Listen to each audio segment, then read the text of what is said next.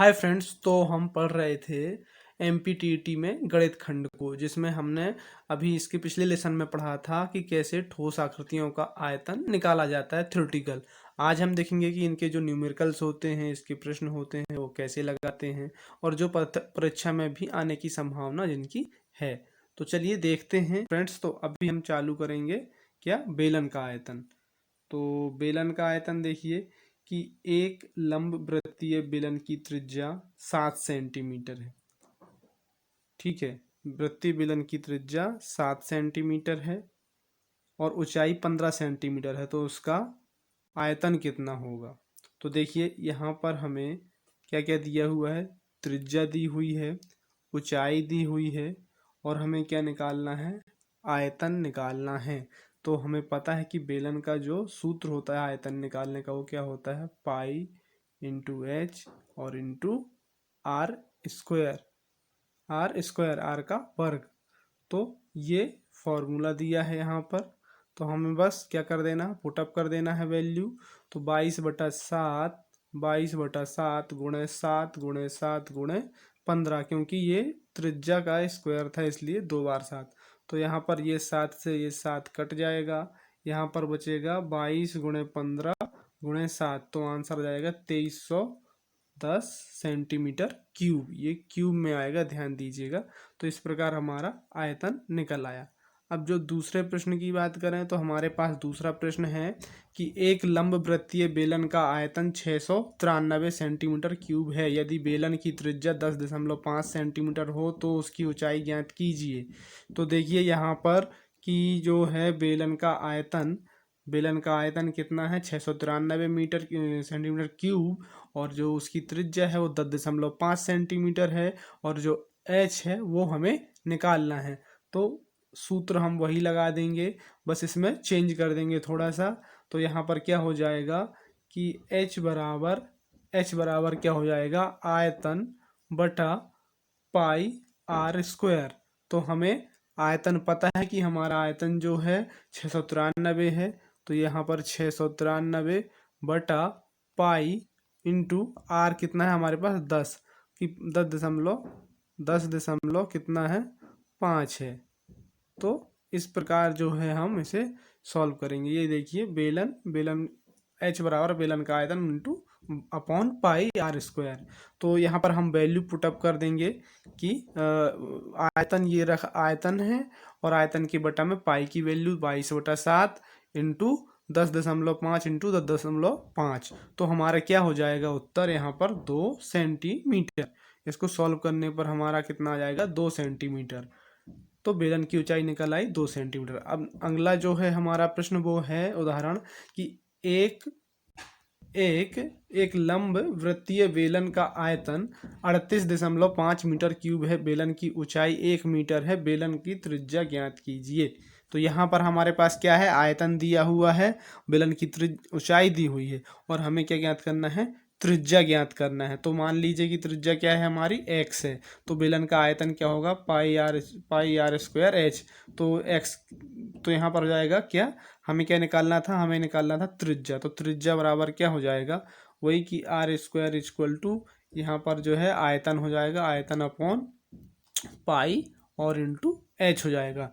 तो यहाँ पर इसकी वैल्यू जो है हम रख देंगे यहाँ पर 22/7 into r square into 1 equal to 38.5।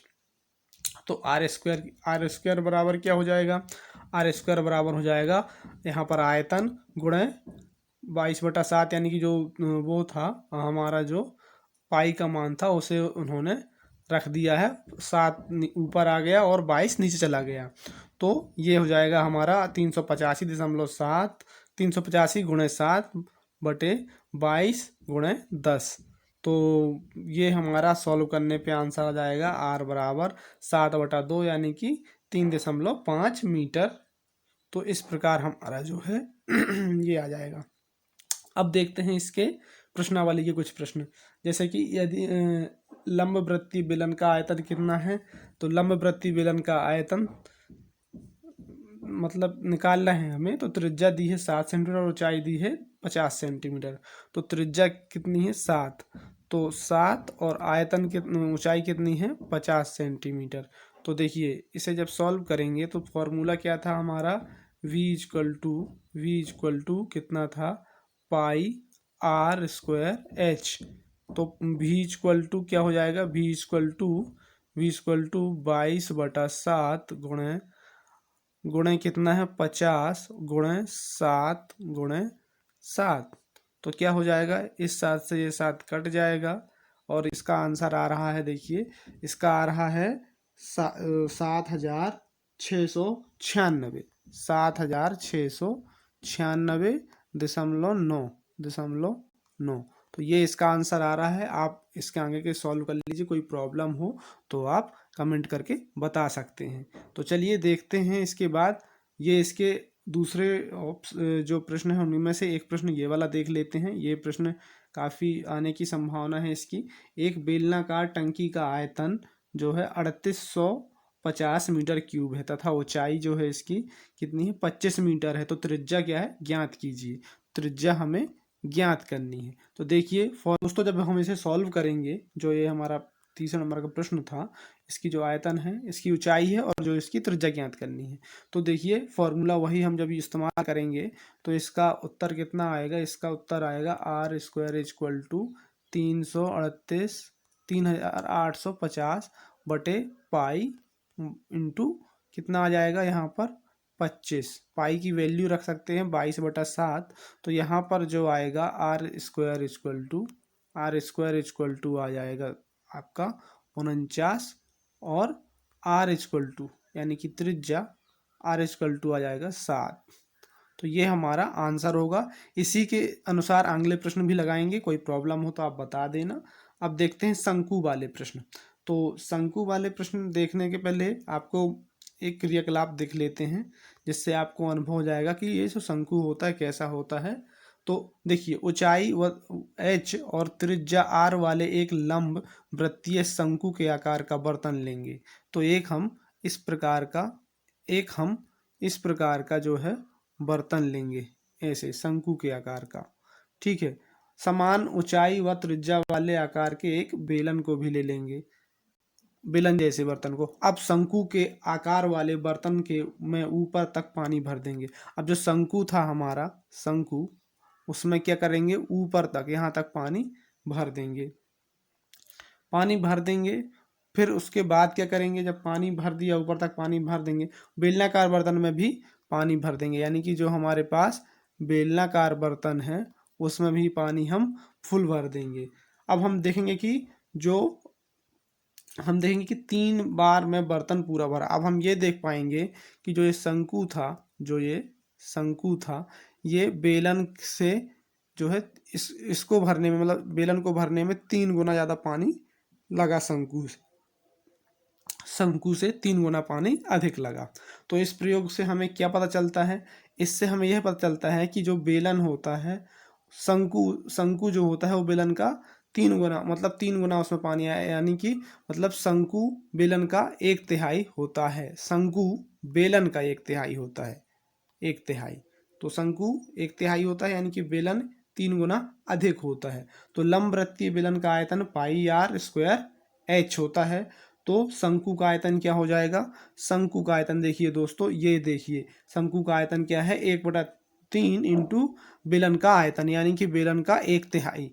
तो इस प्रकार हमने क्या देखा कि जो बेलन होता है वो शंकु का 3 गुना होता है, या जो शंकु होता है वो बेलन से 3 गुना कम होता है, 1/3 होता है। तो उसका जो फॉर्मूला होगा वो भी वैसा ही होगा।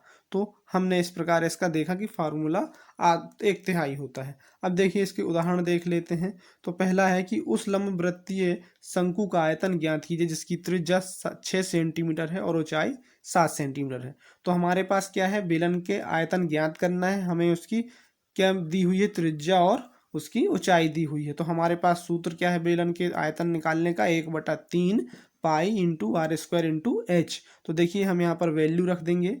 आर की वैल्यू हमारे पास 6 है, एच की वैल्यू 7 है।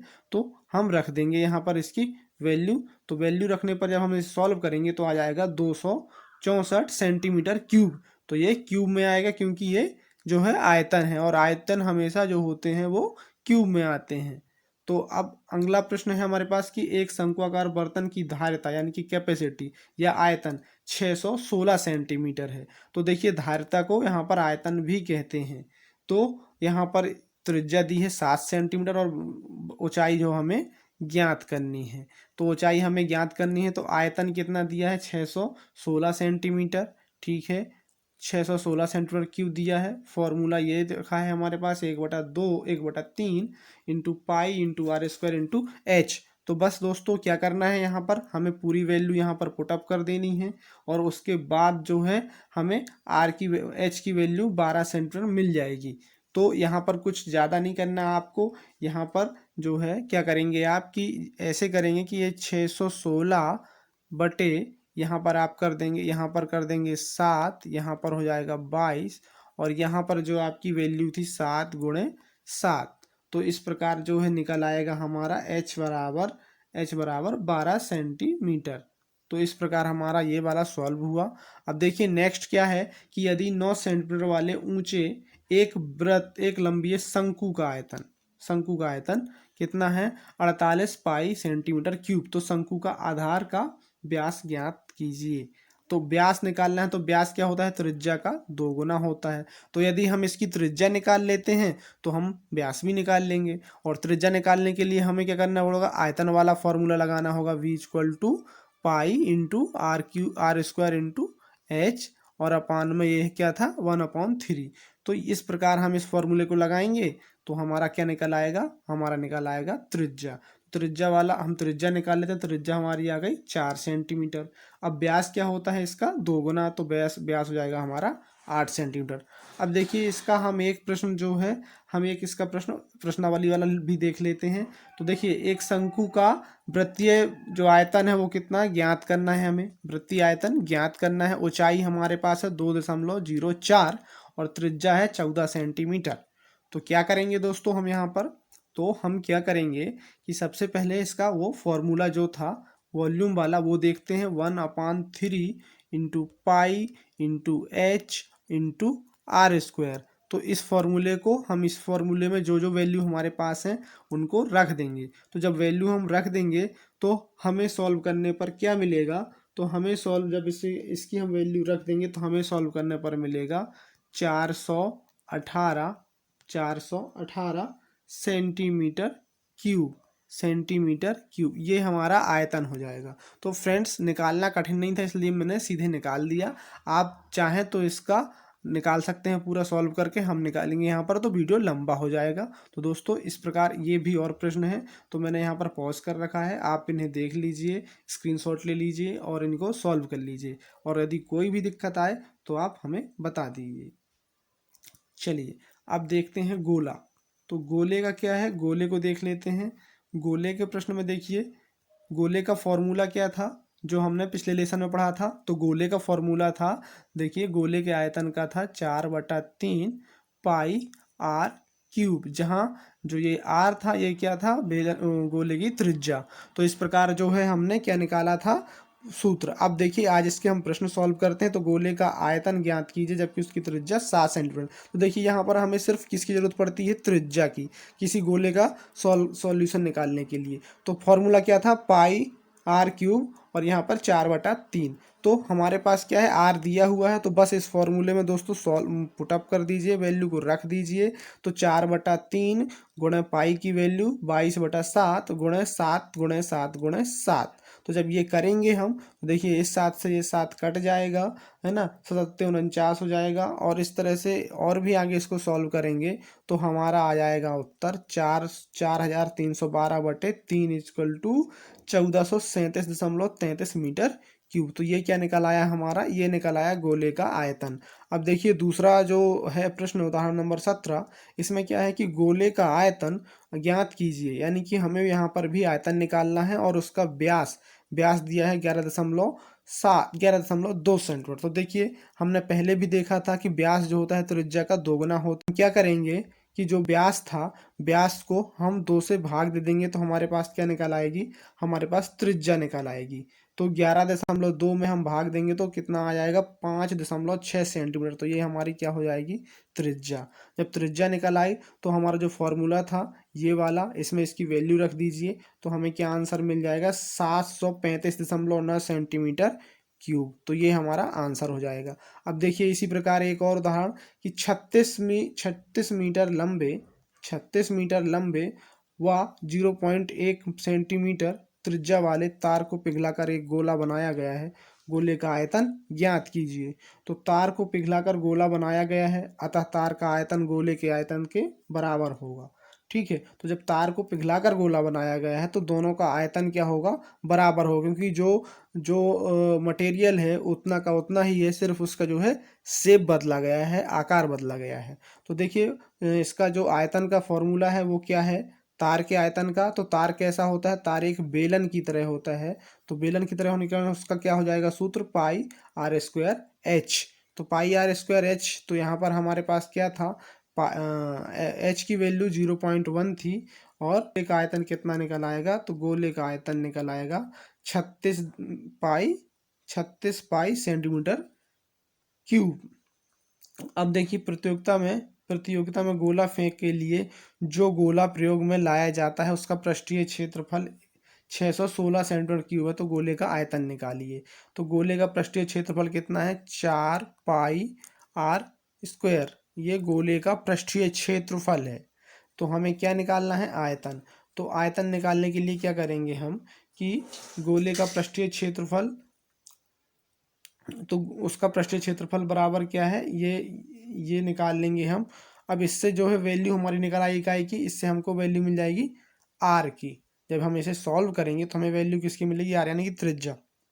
जब हमें त्रिज्या मिल जाएगा तो हम त्रिज्या की वैल्यू को किस में पुट कर देंगे, pi r square r cube, pi r cube में 4/3 पाई आर क्यूब में पुट कर देंगे तो हमें गोले का आयतन मिल जाएगा। और गोले का आयतन क्या हो जाएगा, 1437.33 सेंटीमीटर क्यूब। अब देखिए गोले का आयतन ज्ञात करने की उसकी त्रिज्या, गोले का आयतन ज्ञात करना है जबकि उसकी त्रिज्या दी हुई है। तो गोले का आयतन ज्ञात करना है जब उसकी त्रिज्या दी हुई है, तो हम अगर इस वाले को सॉल्व करें जिसकी त्रिज्या 3.5 मीटर है, तो उसका उत्तर कितना आएगा, तो उसका उत्तर आ जाएगा हमारा 179.6 मीटर क्यूब, 179.6 मीटर क्यूब। ये इसका आंसर हो जाएगा। इसे सॉल्व करके आप देख लेना। अब देखिए इसके बाद इसका जो दूसरा प्रश्न है वो है कि एक अर्धगोलाकार प्याले की त्रिज्या दी हुई है 4.2। तो प्याले का आयतन ज्ञात करना है। तो अर्धगोले का फॉर्मूला क्या था, तो अर्धगोला जो होता है वो गोले का आधा होता है। तो कितना होता है, 1/3 गुणे पाई गुणे आर क्यूब। तो हमारे पास क्या है, आर की वैल्यू है, तो आर की वैल्यू हम यहाँ पर जो है रख देंगे। आर की वैल्यू जो है 4.2 उसे हम रख देंगे और इससे हम उसके आयतन को निकाल लेंगे। तो इसका आयतन आएगा, हमारा आयतन निकालेंगे तो आयतन कितना आ जाएगा, 155.1 सेंटीमीटर क्यूब, यानी कि प्याले का आयतन 155.1 सेंटीमीटर क्यूब निकल आया। तो इस प्रकार गोले के प्रश्न और दिए हुए हैं, आप उन्हें सॉल्व कर लेना। तो ओके दोस्तों, अब देख लेते हैं कुछ घनाभ के प्रश्न। तो देखिए पहला प्रश्न है कि एक ठोस, जैसा कि आप आकृति में देख रहे हैं, घनीय ब्लॉक है यानी कि क्यूबिकल ब्लॉक से बना है, जिसका प्रत्येक भुजा 1 सेंटीमीटर का है। तो इसकी प्रत्येक भुजा क्या है, 1 सेंटीमीटर की है। तो ये 2012 में प्रश्न आ चुका है टीईटी एग्जाम में, सीटीईटी में। तो देखिए इसमें क्या है कि इसमें 4 विकल्प दिए हुए हैं जिसमें एक सही है। तो देखिए इसकी जो ब्लॉक है, ब्लॉक की जो कुल सतह है वो कितनी है, 3 है, 1 2 और 3। और प्रत्येक सतह में कितने होंगे, तो 20 होंगे। इसमें 20 हैं, इसमें कम बने हुए हैं तो यहाँ पर और होंगे, लेकिन तो यहाँ पर 20 होंगे। तो 20 20 और 20 तो 60। तो इसका आंसर क्या होगा, 60 हो जाएगा, यानी कि बी नंबर वाला। अब देखिए दूसरा प्रश्न है कि किसी आयताकार बक्से की आंतरिक लंबाई, चौड़ाई और ऊंचाई क्रमशः 10, 8 और 6 सेंटीमीटर है और तो 6240 सेंटीमीटर 6240 सेंटीमीटर घन वाले घन को पैक करने में कितना बक्से की आवश्यकता पड़ेगी। तो मतलब यहाँ पर ये पूछा गया है कि एक बक्से की लंबाई, चौड़ाई और ऊंचाई जो है इतनी दी हुई है, तो ऐसे कितने बक्से इसमें पैक हो जाएंगे। तो देखिए इसका पहले आप निकाल लीजिए आयतन। तो आयतन क्या होगा, 10 गुणे 8 गुणे 6। तो घनाभ का आयतन कितना हो जाएगा, 10 गुणे 8 गुणे 6। तो जब ऐसा करेंगे तो आपको मिल जाएगा ये 8 छंग 48, 8 छंग 48 यानी कि 480। और 480 का आप दे देंगे भाग इसमें, तो आपको आंसर मिल जाएगा इसका इनमें से एक। तो आप सॉल्व करेंगे तो इसका आंसर आएगा 13। कितना आ जाएगा, 13 आ जाएगा इसका आंसर। का आंसर अपना आएगा 13 आ जाएगा। ये भी 2012 में प्रश्न आ चुका है। अब इसके बाद देखिए फ्रेंड्स, नेक्स्ट है कि किसी आयताकार बक्से की आंतरिक लंबाई, चौड़ाई, ऊंचाई क्रमशः 4, 3 और 2 सेंटीमीटर है।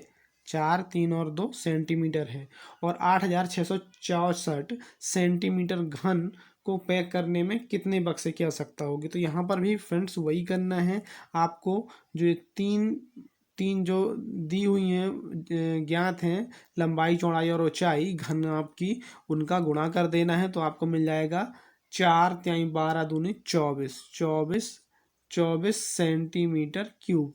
और इस 24 सेंटीमीटर क्यूब का भाग दे देंगे आप इसमें कितने में, 8664 में, 8664 में भाग दे देंगे। तो जितना आएगा वही उसका आंसर हो जाएगा। तो इसका आंसर आएगा 661, 661 ये वाला। अब देखिए नेक्स्ट प्रश्न देखते हैं। तो नेक्स्ट है कि किसी आयताकार बक्से ए की आंतरिक लंबाई, चौड़ाई और ऊंचाई क्रमशः 20, 18 और 15 सेंटीमीटर तथा 20 की जो मतलब यहाँ पर क्या है कि एक जो है आयताकार बक्सा ए है और एक आयताकार बक्सा बी है, और दोनों की ही जो लंबाई, चौड़ाई, ऊंचाई क्रमशः दी हुई है। हमें ये बताना है कि इनमें से बड़ा कौन सा है और कितने गुना है। तो देखिए हम दोनों की क्या करेंगे, दोनों के आयतन निकाल लेंगे। तो ए का आयतन निकालने के लिए क्या करेंगे, 20 गुणे 18 गुणे 15। तो 20 गुणे 18 गुणे 15 करेंगे तो हमारा आयतन निकल आएगा इसका। तो हमारा इसका आयतन निकलेगा, कितना निकलेगा इसका आयतन, तो इसका निकलेगा 5400 मीटर, 5400 सेंटीमीटर, 5400 सेंटीमीटर क्यूब निकल आएगा हमारा आयतन। और जब हम बी वाले का करेंगे तो बी वाले में क्या क्या है हमारे पास, 18, 12 और 5। तो 18, 12 और 5 का जब हम गुणा करेंगे तो हमारा निकलेगा कितना, 1080 सेंटीमीटर क्यूब। जब हमारे ये दोनों के क्या निकल आएंगे आयतन, तो ए बटा बी यानी ए अनुपात बी करके हम इनका क्या निकाल लेंगे कि कितने गुना है। तो ए कितना है हमारा 5400 और बी कितना है हमारा 1080। तो जब हम भाग देंगे तो कितना आ जाएगा यहाँ पर 5। तो इसका आंसर क्या हो जाएगा, 5 हो जाएगा। जब हम इसका भाग देंगे तो इसका आंसर कितना आ जाएगा, 5। तो हमारा ये कहलाएगा कि ए वाला जो बी से है 5 गुना अधिक है। ए का आयतन बी से 5 गुना ए का आयतन बी से 5 गुना अधिक है। चलिए अब देखते हैं कि किसी घनाभ कि 3 संलग्न फलकों के क्षेत्रफल के अनुसार a metre square, b metre square और सी मीटर स्क्वायर है। तो इसका आयतन क्या होगा, तो इसका आयतन होगा सी नंबर, इसका आयतन होगा सी नंबर।